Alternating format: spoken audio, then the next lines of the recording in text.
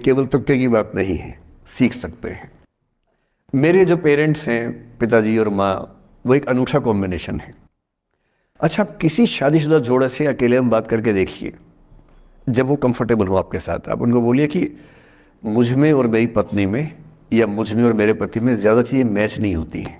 Serious होकर बोलना, मजाक के मूड में नहीं, सीरियस मुंह बना के बोलिए, थोड़ा भरोसे में लेके। दुनिया का हर जोड़ा आपसे बोलेगा आप में तो फिर भी कुछ मैच होता है, हम में तो कुछ मैच नहीं होता, एक भी मैच। सारे जोड़े ऐसे ही चल रहे हैं। सबको लगता है कि उसका घर बढ़िया चल रहा है, मेरा ही ठीक नहीं चल रहा, क्योंकि उसका घर आपने फेसबुक पे देखा है, अच्छी अच्छी फोटो देखी हैं। 24 घंटे में से जो 2 अच्छे मिनट आए थे, उसमें ली गई 25 फोटो में से बेस्ट फोटो फेसबुक पे आई थी। और अपने घर में आप बाकी 24 घंटे में से 2 मिनट छोड़ के बाकी देख रहे हैं। तो दूसरे का घर हमेशा अच्छा लगता है कि यार लाइफ हो तो उनके जैसी हो। तो हमारे माता पिता भी स्वभाव उनका भी थोड़ा अलग रहा, सबका है, हमारा भी है। तो मेरे पिताजी हैं मस्त मौला आदमी, जैसे कबीरदास एकदम फक्कड़ मस्त मौला आदमी, भाड़ में जाए दुनिया उस मूड में रहते हैं, नुकसान हो जाए भाड़ में जाए।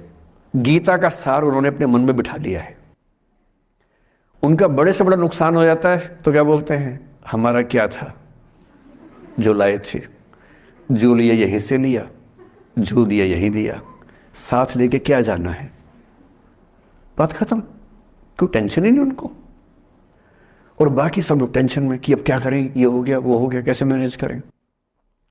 मेरी माँ को तनाव हो जाता था, और जब पिताजी ऐसे हो तो माँ को तनाव होगा, सीधी सी बात है। अगर माँ वैसी होती पिताजी तनाव में रहते हैं, तो सामान्य बात है। जब घर में एक व्यक्ति मस्त मौला हो तो बाकी लोग तनाव तो फिर बांटेंगे ना आपस में। वो बड़ा तनाव में रहती थी, उनको घर की चिंता, बच्चों की चिंता बहुत सताती थी। पिताजी भी चिंतित थे बच्चों को लेकर, जैसे कोई पिता होता है, पर उनकी नेचर थी कि ठीक है देख लेंगे जो होगा, अरे देख लेंगे, अरे भाड़ में जाओ, उस मूड में रहते हैं, आज भी रहते हैं। मेरी माँ 73 की उम्र से कुछ महीने पहले चल बसी, उनका जीवन समाप्त हुआ। मतलब मुझे नहीं पता कि जीवन क्यों समाप्त होता है, क्योंकि बड़े बूढ़े कहते हैं कि हर व्यक्ति की सांस का इतिहास है, सांसें लिखी हुई हैं ईश्वर ने, उतनी सांसें मिलेगी। मुझे बहुत भरोसा इस बात में है नहीं, क्योंकि भगवान ऐसा क्यों करेगा कि जापान में सांसें ज्यादा लिखेगा और अफ्रीका में कम लिखेगा? भगवान ऐसा क्यों करेगा? और अगर सांसें पहले से लिखी हुई है तो हमारी जीवन प्रत्याशा क्यों बढ़ती जा रही है?